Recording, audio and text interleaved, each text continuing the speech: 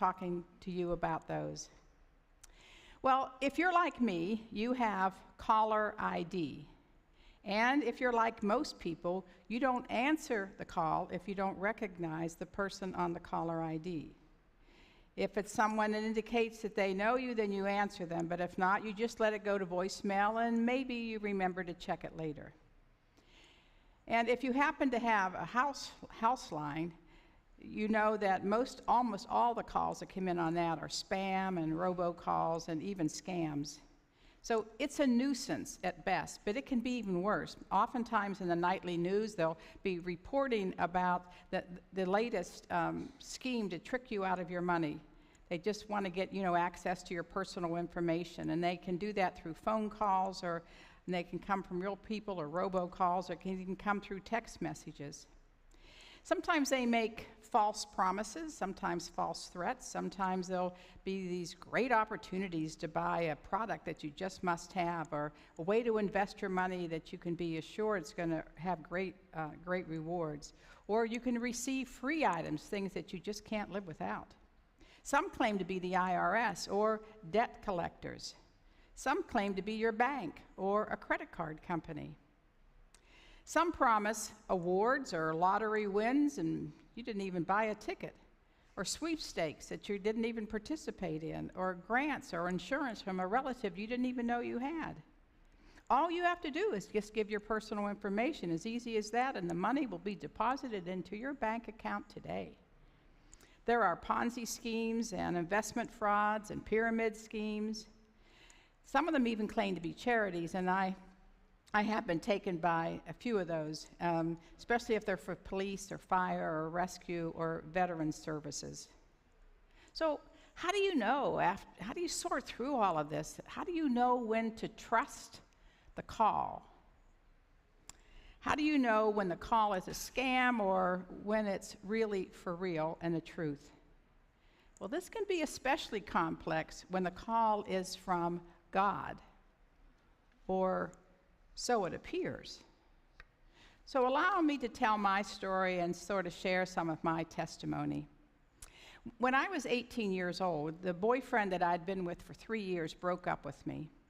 And I just thought my life was over. I hitched all my wagons to his star. And so we had our life planned out, where we were going to go to school, and where we were going to live, and how many kids we were going to have, and what their names were going to be, and all that sort of thing. And so when he broke up with me and started dating another girl, I was just devastated. I didn't know what my life was going to be like without him. And I remember sitting in the balcony one Sunday morning. It's where all the cool kids sat, was up in the balcony. But I was up there, and I was pouring out my heart to God, and I said, what now, God? What is it that you have for me now that he's gone? And I heard very clearly that I was to be a teaching missionary in Africa. A teaching missionary in Africa. Well, let me tell you, at age 18, that was a beautiful thing to say. It seemed bold and adventuresome and mysterious and magical all at the same time. So I continued into college, but only went one semester, took a whole year out, and did a full year of volunteer work in a program with United Church of Christ. And it just confirmed for me that this is what I wanted to do with my life, that I really wanted to be a missionary. So I went back to college and majored in elementary education. I applied to the Peace Corps and to the Board of Global Ministries, and both of them said, you really need to teach here in the States for some years, get some experience, and then come back to us and apply again, and let's see what we can work out. So I was in the process of doing all that, finishing my education, and then started to teach school, when I met and fell in love with a young man named Bob Kutz. But that call to mission just wouldn't go away. It was still so strong in my life. So much so that I postponed the wedding, and then I broke the engagement and gave the ring back. But eventually, God made it clear to me that I was to marry Bob. So this call to being a teaching missionary in Africa just got put on one of the back burners. Meanwhile, I went to seminary, raised a family, served churches in the Virginia Conference for 39 years, And that call on the back burner was barely a simmer, but it never totally went away. And then there were two just random things that happened years apart.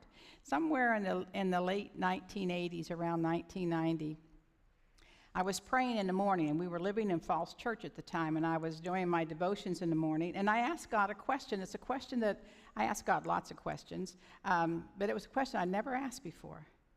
I was praying, and I said, God, who are you crying for today?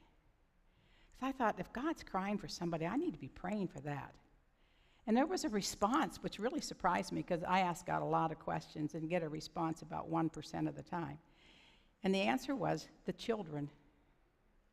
Well, I didn't know what that meant, so I said, like, particular children, or all the children of the world, or that was it. There was no more. I just had that to pray for, the children. That's who God was crying for. And then in the year 2001, I got a call from the Virginia Council of Churches asking if our church in Williamsburg would sponsor one of the lost boys of Sudan. And I have to tell you, I didn't really know that much about them, but I picked two of them. They were brothers out of sort of the mug shots that were there in the book, and we sponsored them. And it wasn't until they had been here a while and I heard their story that I realized their story coincided with God asking me to pray for the children.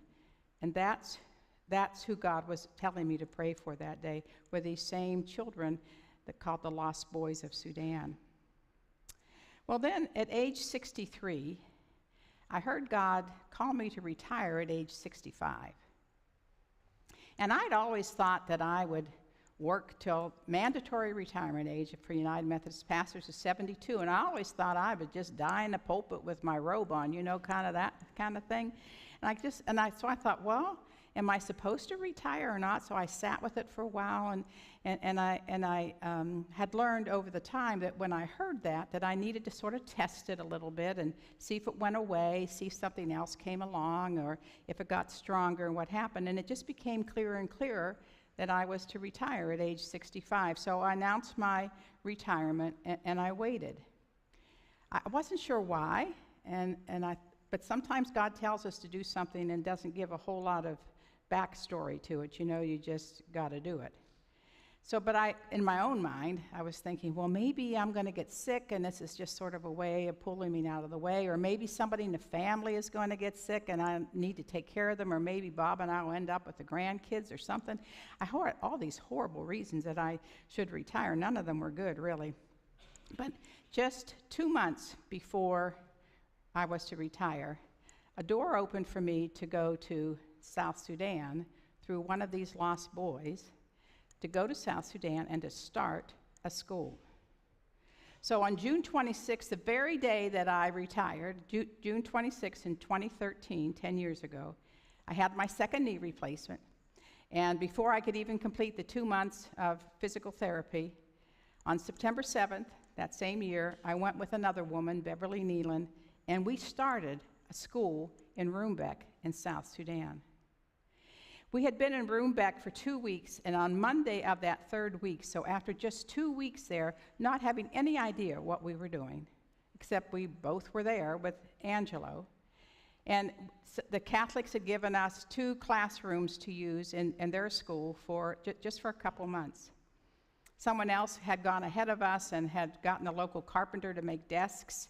Someone else had ordered some books from Uganda, and they had been shipped there.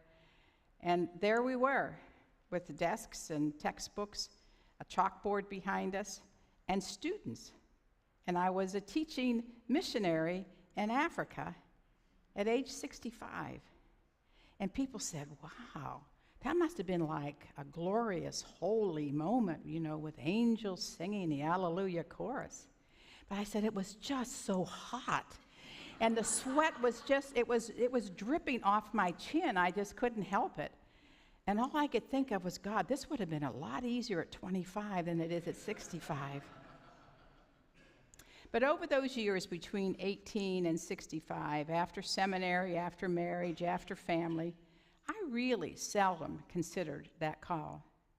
I thought that maybe, I had been scammed in some way, not by God, but just by my own thinking or my own inability to discern the voices. Because God's call doesn't usually come with a caller ID. So how do we know if we should even answer it? How do we know if it's God or just our own wishful thinking or our own imagination? Well, for me, it's like learning to recognize any voice. You know, a stranger's voice is not identifiable. You can't tell one stranger's voice from another. Acquaintance voice, maybe you can, but it's still, you can be fooled by a voice that would be similar to it. But if it's the voice of a parent or a spouse or a child or a sibling, you know, those voices that you have listened to for so long, you would recognize that voice anywhere. You could pick it out in a room full of people talking. Have you ever been in a setting where the parents are in one room and the kids are in the other, and one of the kids, something happens, and they're starting to cry, "Mama, Mama, Mama." And over here, I'm thinking, you know, if they said their name like, "This is Johnny," you know, so you at least know which mom it is. But you don't have to, because within just a few seconds, one of the women will stand up and say, "That one's mine," and will go in and calm her child. Hearing those cries all of those nights, all those times, hearing their children on a playground, in the swimming pool, in the kitchen, in the living room, I mean, you would know that mama call anywhere. You know the sound of your child's voice. And that's the way it is with God's voice. You know it by listening for it over the years. You just keep listening for God's voice, and you learn to recognize it. You learn to trust it. It might be an audible voice. I remember when God told me to marry Bob, I was in a car, and I turned around thinking there must be somebody else in here, because I heard God's voice say, "Marry Bob." It was very, very brief. So sometimes it's audible. Sometimes it's just a thought or just a knowing. I've had God shove me in the back, walking around the corner of the house. I'll never forget it. And I actually moved forward as if God had just sort of shoved me in the back. Some people call it the 2x4. Mine was more a finger in the shoulder. Sometimes it's other people. And as they're talking to you, it's like God is speaking to you through them. Sometimes it comes through Scripture as we read the Bible. Because you see, God is really a pretty good communicator, very creative, if we would just listen. Now, before COVID, I traveled to South Sudan nearly every year, and sometimes more than once a year. I was able to go to their first graduating class, so it would have been in 2018, you know, after the students had been in school for 4 years. And those were many of them were the same students. It was a class of 45, our smallest one so far. But many of those students were the ones that I had started with, so I knew them and their stories. And they were older. They were students in their 30s and 40s, simply because there hadn't been a secondary school there for so long. And I was just honored and blown away to be part of something that God was doing there. I mean, the whole community came out. The police band was there, and people were doing their calls. You know, the African women do that. Yeah. I won't do it because it's really loud. And they were doing that, and they were coming out and parading through the market with them. I was just blown away by God's faithfulness. It was right up there with the two most significant events in my life, getting married and having our first child, because they changed me. One made me a wife, one made me a mother, and I was a different person because of that. But that graduation was like the third key event in my life, because it changed me. I realized in all of that celebration that God had been planning this for decades, and that I was privileged to be a part of God's plan, a part of what God was doing in a country in Africa called South Sudan. I just couldn't believe it. It changed me. And I don't know why I kept thinking this, but in my mind I just kept saying, "God, you remembered. You remembered. I forgot about that call at age 18, but you remembered." Now, on all of those 7 trips to South Sudan, and I'm making my last one in December. I'm going over there for the 10th anniversary. But in all of those 7 trips to South Sudan, I've met other workers there. Some of them were volunteers, like with 2 years with the Peace Corps. Many of them were lifetime missionaries, people who had been in mission work since they were 18. And there were people from all over the world, every continent except Antarctica. All of them called by God to serve in South Sudan. All of them at some point heard the call and said yes. Many of them gave up everything to follow that call and to become a part of what God is doing in this one nation in Africa. You see, God had been planning for South Sudan for a very long time. And that's why I want to go in December, so I can address the students and to say, you are not here by chance, but you are here by design. And to share my stories. And Beverly's story was, she felt called when she was 12, and she's even 5 years older than me. So God had been planning this trip for the two of us who barely knew each other when we went. Had been planning this for a long, long time. And these students are now woven into that plan that God had. We have a God who does the long view. We have a God who plans ahead, does the big picture as well as all the details. And everything that we have ever done is preparing us for what God is calling us to do today. Sometimes when our mailboxes are full, we don't know it until somebody tells us, right? And so sometimes I'll call somebody, I can't leave a message, they don't answer, and I can't leave a message because the mailbox is full. So then I'll text them to let them know that their mailbox is full, and hopefully they'll clean it up a little bit so then I can try calling back later and maybe then leaving a message. What I'm here to tell you today is that all of us, our voice mailbox is full of messages from God. Messages that we didn't pick up on, and either we haven't heard or we haven't acted on. Sometimes these messages are time sensitive. Sometimes God's telling us to do something right in that moment or in the near future.